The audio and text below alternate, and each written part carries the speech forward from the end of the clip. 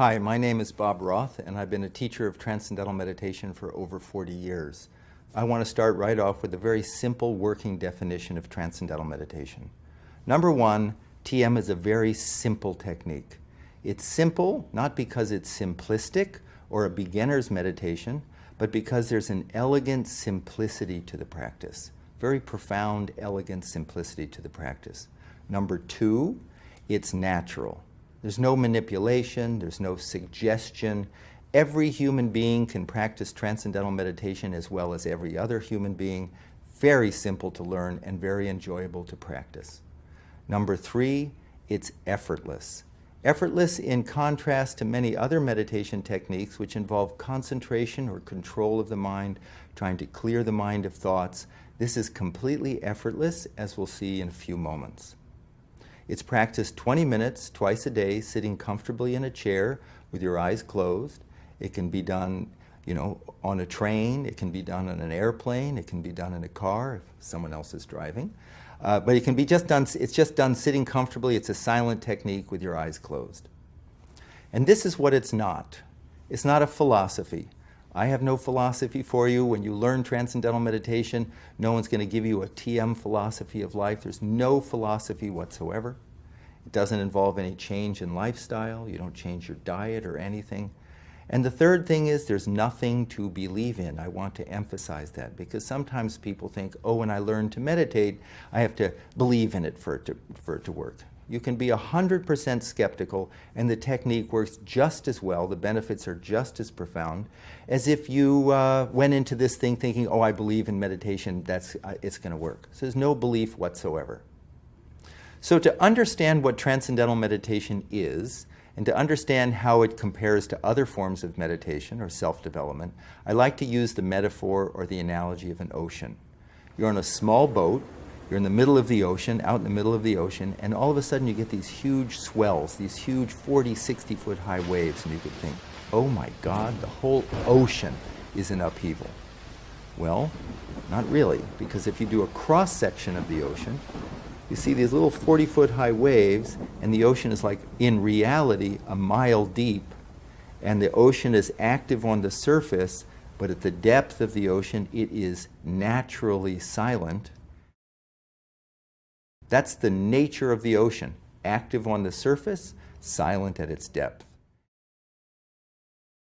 And the analogy is our mind. The surface of our mind is the active thinking mind. All the things that we're thinking about all during the day. It's like the waves on the surface of the ocean. And I like to call it the gotta mind. I gotta do this, and I gotta do that, and I gotta call him, and I gotta call her, and I gotta make a list, and I gotta find the list, and I gotta make a new list, and I gotta get going, and I gotta slow down, and I gotta get to sleep, and I gotta wake up. I'm sure everybody's had a gotta mind at some point. And there's a natural inclination, a natural desire to have some inner calm, some inner clarity, some inner focus, some inner inspiration, some inner peace, some inner happiness. Natural. And the operative word there is inner. And the question is, where is that inner, and how do we get there? Deep within every human being, deep within all of us, is a level of the mind that is already calm, already settled, already wide awake. The ancient meditation texts use very big words. They say it's a source of our unbounded creativity, unbounded intelligence, happiness, focus, clarity. It's there. It was there. If it's there, it was there yesterday. It's there right now. It'll be there tomorrow. We've just lost access to it. We're stuck up here. We're stuck up on the surface gotta level. And Transcendental Meditation is a simple, natural, effortless technique that allows the active thinking mind to just settle down and experience quieter levels of thought and quieter levels of thought, and then experience what has been called the source of thought, or the unified field of consciousness, or transcendent level of the mind, pure consciousness. Now here's a question. How do we know during Transcendental Meditation that that's actually happening? How do we know something substantive is taking place? That we're not just imagining this And we know from science.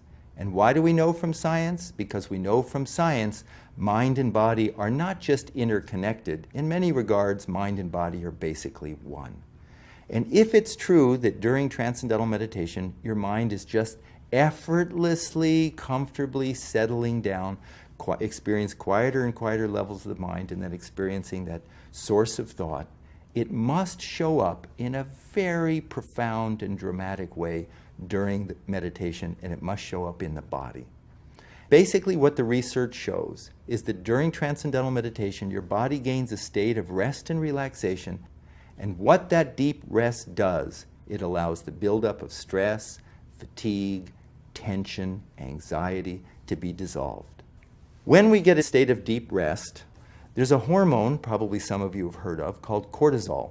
Cortisol is secreted by the adrenal glands, which sit on the kidneys, when we're anxious. So when we're anxious, the body secretes cortisol, and then we secrete cortisol, we feel more anxious. It becomes this vicious cycle. Then we feel more anxious, more cortisol, more anxious, more cortisol. We get a good night's sleep, cortisol levels drop a bit. That's why we wake up feeling fresher in the morning.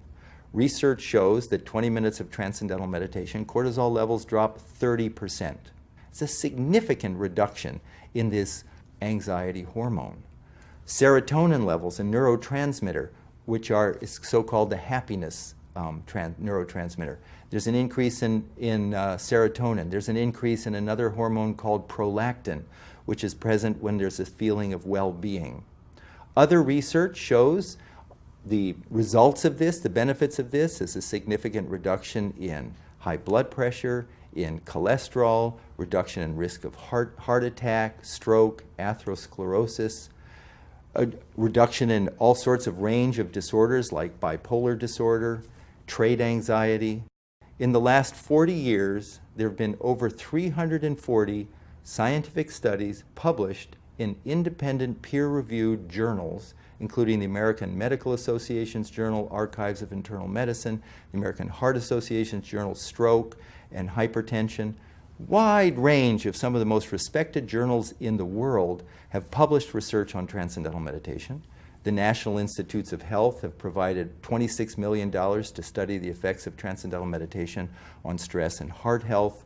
The Department of Defense just provided a $2.4 million grant to study the effects of transcendental meditation on post-traumatic stress on soldiers who have come back from war-torn areas. I think one of the really interesting areas of research is the effects of transcendental meditation on the brain. This is interesting because every experience we have impacts the brain in some way. And so research on transcendental meditation shows very clearly the effect that it has on different parts of the brain, including the amygdala, which is at the center of the brain, and that's your fear center, the frontal lobes, which is the executive functioning, and on both hemispheres of the brain, which is the so-called analytical and intuitive aspects of the brain. And what they find is, what the research shows, is that during transcendental meditation, there's a strengthening of the connections between the frontal lobe and the back of the brain. This is important because the frontal lobes govern decision-making, planning, judgment, problem-solving, sense of self, ethical reasoning. Everything good about the brain depends upon the connections between the front of the brain and the back of the brain, between all aspects of the brain. And stress rips apart, you could say, as if takes the frontal lobes offline. That's why, does a stressed person have good judgment? Does a stressed person solve problems, plan well? No, because the frontal lobe goes offline. During transcendental meditation, those connections are strengthened. During transcendental meditation, the connections between the left and right hemispheres of the brain are strengthened. All parts of the brain connect together during TM. And because of something called neuroplasticity, those connections that we have in meditation last in daily life. And that's why people report that they think more clearly, that they make better decisions, they solve problems better. Why students find that their grades go up and their test scores go up. It's not magic, it's now the brain is optimized. The whole brain is functioning in a coherent, integrated way. In fact, there's a spreading of coherent alpha brain waves from the back of the brain to the front of the brain. And alpha brain waves are indicative of a state of restful alertness. And that's what transcendental meditation produces, a state of restful alertness. Now the big question is, how do you get there? How do you go from the active thinking, gotta level of the mind to these quieter and quieter and quieter levels to that source of thought? And how do you get there effortlessly? It's there right now. We don't have to muscle it. We don't have to believe in it. We don't have to clear our mind of thoughts. That's trying to stop the waves on the surface. We're accessing a level of our mind that's already calm. It's a wonderful experience. It's a blissful experience. It's a satisfying experience. And how do we get there? The key thing I just said is it's a satisfying experience. You're at a dinner party and you're stuck in a corner somewhere and you're in a really boring conversation, and just a few feet away you can overhear a really interesting conversation. Where's your attention go? You're trying to pay attention, but you keep being drawn to that more fascinating conversation. The natural tendency of the human mind to be drawn towards some field, something more satisfying. Absolutely spontaneously more satisfying. Inside is a field of great satisfaction. Source of thought, great, very charming field. In transcendental meditation, we learn how to give the attention of the mind an inward direction. Instead of outward through our senses toward that nice music, that interesting conversation, that, is it hard to watch a great movie? No, your attention is drawn to it. So, but that all goes out through the senses. Now, like that cross-section of the ocean, we learn how to give the attention of the mind an inward direction, and automatically the attention is drawn, settled quieter and quieter and quieter levels, because quieter levels of the mind are increasingly more satisfying, more satisfying. It's like you teach a child how to dive. You say, honey, just stand like this, stand here, now get those initial conditions, bend over like that. The rest is automatic. Gravity, nature takes over. In the same way with transcendental meditation, we learn how to give the attention of the mind an inward direction, and automatically the attention is drawn inward. And as the mind settles down, we notice our body gaining a profound state of rest and relaxation. That rest and relaxation releases stress, dissolves stress, rejuvenates the body, and then we're ready to go for the next 6, 8, 10 hours of our day. So for the attention of the mind to settle down effortlessly in transcendental meditation, we use a mantra. A mantra is a word or a sound that's used silently. That's number one, that has no meaning. If it had a meaning, then we're stuck on the surface. What does that mean? What does that mean? The intellect kicks in. It's also a word or a sound, used silently, that is positive. It's known to be positive, life-supporting. It's a good sound for the mind to settle down. It's a sound, a mantra has been used for thousands and thousands of years for just this purpose. Transcendental meditation is always taught one-to-one by a trained, certified teacher of TM. I need to emphasize that. This isn't transcendental meditation is not a mass meditation. It's not something you learn out of a book, not something you get from a tape. The technique is taught over 4 consecutive days of about an hour to an hour and a half a day over 4 consecutive days. And the first day, always one-to-one with a trained teacher of transcendental meditation, certified teacher. And at that time, what you learn from your teacher is you're given a sound, the proper mantra, proper vehicle for you to settle down, and you're taught how to use it properly. Both things are absolutely essential. This meditation dates back thousands and thousands and thousands and thousands of years. It predates all the isms. It's not a religion. It's not a philosophy. It's a universal human being practice.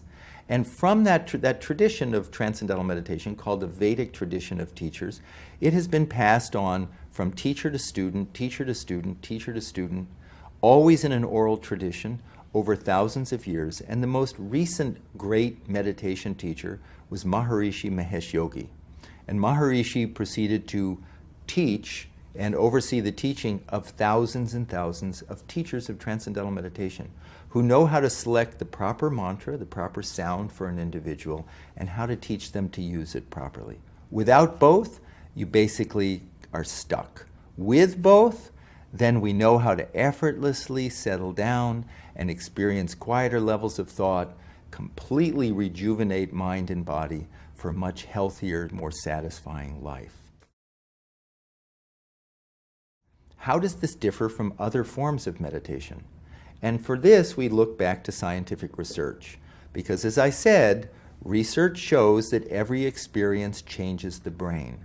And basically we know from science that there are 3 different major types of meditation.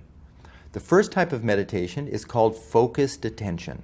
And focused attention is something like Zazen meditation or Vipassana meditation, any meditation that involves some concentration or control of the mind, trying to clear your mind of thought, trying to concentrate on your breath. It's like trying to stop the waves from moving. It's trying to stop the wave on the surface. So it's a focus, it's a concentration. The second type of meditation is called open monitoring. And that's a mindfulness form of meditation. And that's really how to emotionally disengage and just observe and be present and mindful of your environment or mindful of your thoughts. And that would just be like observing the rise and fall of the waves on the surface of your mind. Transcendental meditation does not involve any concentration, and it's not just an observational tool. It's an actual technique called automatic self-transcending, which allows the active thinking mind to experience quieter and quieter levels of thought, and then transcend thought and experience the self, experience our own unbounded nature. I'm a very skeptical person by nature, and when I heard about transcendental meditation, when I attended an introductory lecture 45 years ago, at the end of the talk, I asked the teacher, how much of this do I have to believe in for it to work? Because I didn't want to have to believe in anything. And the teacher told me that I could be 100% skeptical and the technique would work just fine. Now, she didn't have a cell phone, but she did have a pen, and she said, you don't have to believe in gravity. As a matter of fact, you can think Newton's laws of gravity is a complete joke, but if you drop, in this case, a cell phone, the phone falls.